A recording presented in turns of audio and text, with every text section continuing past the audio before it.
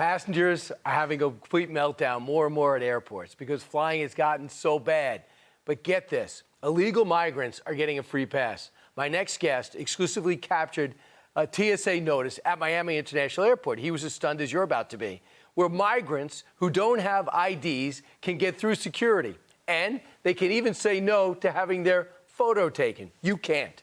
The sign reading this, photo capture is voluntary.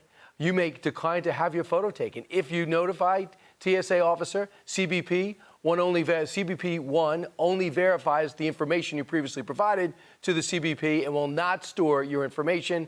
My next guest says this is a plan to destroy America. And this is the picture you took and that we were just sharing the screen with it.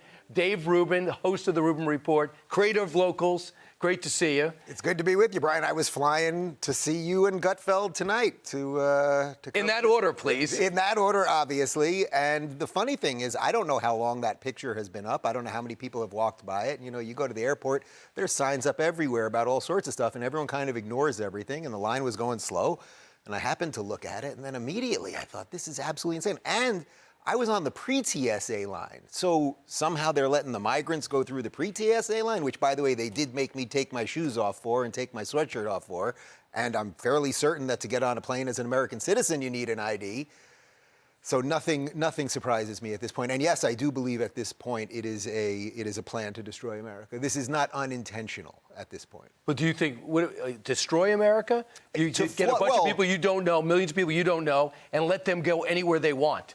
Yeah, I would say in essence that would destroy America. You know, we are a nation of laws. I mean, to loosely quote Trump, you either have a country or you don't. So if you just let people in with good intentions or not, I mean, the road to hell is paved with good intentions. If you let these people in and we don't know what their beliefs are, we don't know, why is it that so many of them seem like they're about 25 to 35 men?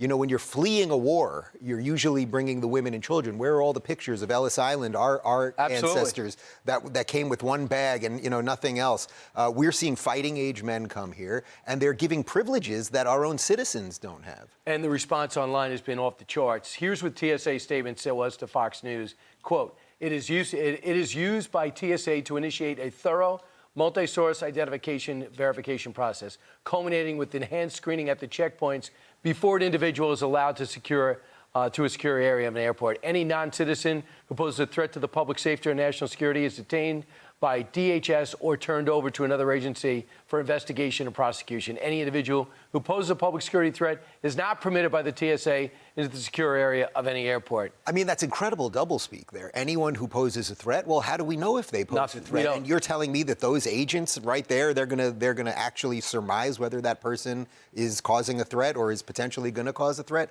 It's complete nonsense. Why would you leave it up to the migrant, they call them? Why would you leave it up to the migrant to decide whether they should have their picture taken or not? When I go pre-TSA, you know, you not only show them your ID, but they take a digital picture of you right there. Why are they getting, it's not even privileges exactly, why are they getting allowed out of the system while we are all being put into the system? And you're not only outraged, Dave Rubin, so are the people that follow you. I mean, what kind of response did you get online? Well, I had a feeling it was going to kind of take off, but it really, I mean, senators were tweeting it out, and it's obviously been covered on Fox and all the networks. But again, I don't know how many other people walk by that sign every day and just don't bother reading it. It's not like I was out there doing, you know, private investigative work. I'm just a citizen, just like you are, who was going to jump on a plane to come here and see you and Greg. And I saw that and put it up there. And I think that's also part of the problem. You know, so many things are happening at once. And every day you're seeing the flood of migrants come in. And people can't even absorb the level of craziness that we're dealing with in the country right now. So you walk by, you just see a sign, you don't bother reading it. But all I did was shine a little light on it. And that's it. And that's it. You do have that touch. I suppose. Part of the reason you got that touch, you worked with Jordan Peterson for a while. So Jordan Peterson evidently is having a wrestling match with the Canadian authorities who are trying to take his psychiatric license away because they don't like the way he handles social media. They don't like the way he tweets. He's a mean tweeter. So they want him to do mandatory social media training in order to retain his license. And he lost his appeal, but he came out with this tweet. Congratulations, Ontario. You won that round. Mark my words, however, the war has barely been started. There is nothing you can take from me that I am unwilling to lose.